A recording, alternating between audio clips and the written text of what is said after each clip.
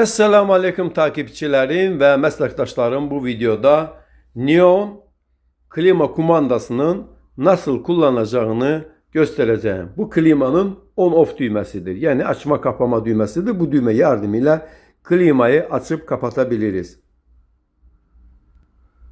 Mod düğmesi klimanın modlarını değiştirmek için kullanılır. Bu düğmeye her bastığımızda klima bir sonraki moda geçer. Mod düğmesiyle 5 mod ayarlayabilirsiniz. Soğutma, nem alma, fan, ısıtma, otomatik mod.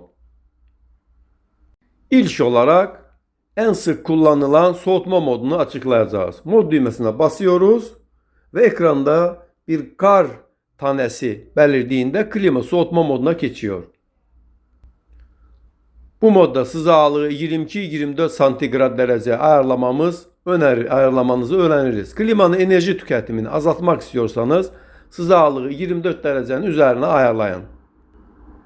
Klima sıcaklığını 22 derecenin altına ayarlamak soğuk algınlığına neden olabilir.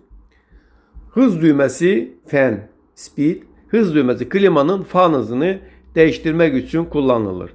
Bu ventilatörün 4 hızı var. Düşük, orta, yüksek ve otomatik hız. Fan hızı arttıkça klimanın soğutma gücü de artar. Yatak odasındaki fan gürültüsü sizi rahatsız ediyorsa düşük bir hız seçebilirsiniz. Klimanın bir sonraki moduna geçmek için mod düğmesine bir kez basıyoruz ve ekranda bir su damlası simgesi görünecektir. Bu kurutma modudur. Bu mod odadaki nemi azaltmak için tasarlanmıştır. Mod düğmesine tekrar basıyoruz. Burada bir fan simgesi görünecektir. Bu fan modudur. Bu modda klima normal bir ventilatör gibi çalışır. Isıtma moduna geçmek için mod düğmesini bir kere basıyoruz ve ekranda güneş sembolü beliriyor. Isıtma modunda sıcaklığı 26 derecenin üzerine ayarlıyoruz. Yani 27 vesaire. Isıtma modunda fan hızının otomatik fan hızı olarak, yani auto fan speed olarak seçilmesi klimanın daha verimli çalışmasını sağlar. Çünkü bu durumda fan hızı bir mikro işlemci yardımıyla düzenlenecektir. Klima nominal güç moduna daha hızlı ulaşacak ve evaporatör yalnızca 0 santigrada yakın sıcaklıklarda karla kaplanacaktır. Otomatik fan hızı moduna geçmek için hız düğmesine basıyoruz ve ekranda A harfi göründüğünde klima otomatik fan hızı moduna geçiyor.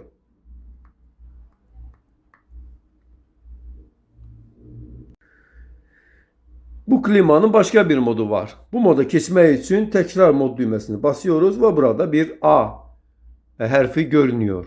Bu modda klima ayarlanan sıcaklığı korumaya çalışacaktır. Örneğin sıcaklığı 26 dereceye veyahut 24 derece ayarlayarız. Sıcaklık bu göstergenin altındaysa klima ısıtma modunda, üzerindeyse soğutma modunda çalışacaktır. Şimdi ikincil düğmeleri açıklayalım. Bazen hava çok sıcak olduğunda klimanın evimizi daha hızlı soğutmasını isteriz. Böyle bir turbo düğmesine basarak soğutma modunda turbo düğmesine basarak soğutmayı yoğunlaştırabiliriz. Klima bu modda 15 dakika çalıştıktan sonra önceki moduna geri dönecektir. Salınım düğmesi, yani swing düğmesinin yardımıyla panjurları hareket ettirebilir veya istediğimiz bir konumda durdurabiliriz. Bazen kullanıcılar uyurken klima sıcaklığını 21-22 santigrada ayarlarlar. Bu soğuk algınlığına neden olabilir. Bunu önlemek için uyku düğmesini kullanabilirsiniz. Bu düğmeye basıldığında ekranda hilal ve yıldız sembolü belirir. Bu modda klima sıcaklığı 2 saat sonra 1 derece, birkaç saat sonra tekrar 1 derece artıracaktır. Bu moddan çıkmak için aynı düğmeye tekrar basmamız gerekiyor. Klimanın fanızı sizi rahatsız ediyorsa sessiz yani quiet düğmesine basarak sesi en aza indirebilirsiniz. Moddan çıkmak için aynı butona tekrar basmamız gerekir. Şimdi mod düğmesini birkaç kere basıyoruz ve ısıtma moduna dönüyoruz. Bu modda bir ek ısıtıcının açıp kapatmak için bu buton yardımıyla kullanılır.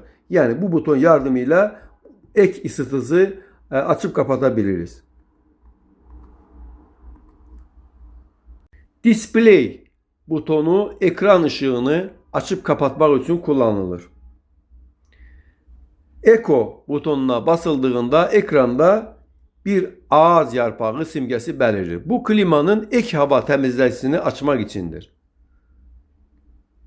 Bu moddan çıkmak için aynı düğmeye basıyoruz. Temizleme butonu yani clean butonu klimanın kendi kendini temizleme modunu etkinleştirmek için kullanılır.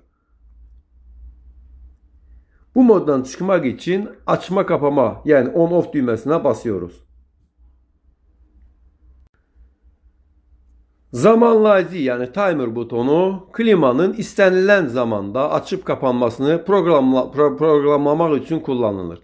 Klima çalışırken yani şöyle bu buton zamanlayıcı off yani timer off olarak kullanılır. Örneğin klimanın 5 saat sonra kapanmasını istiyorsak şu düğmeye basıyoruz ve saati 5 saate ayarlıyoruz. Şurada 5 hours off yani 5 saat sonra kapalı yazısı görünüyor. Bu moddan çıkmak için açma kapama düğmesine basıyoruz. Veya klima bekleme modundayken şöyle 10 saat sonra açılmasını istiyorsak timer düğmesine basıp 10 saate ayarlıyoruz.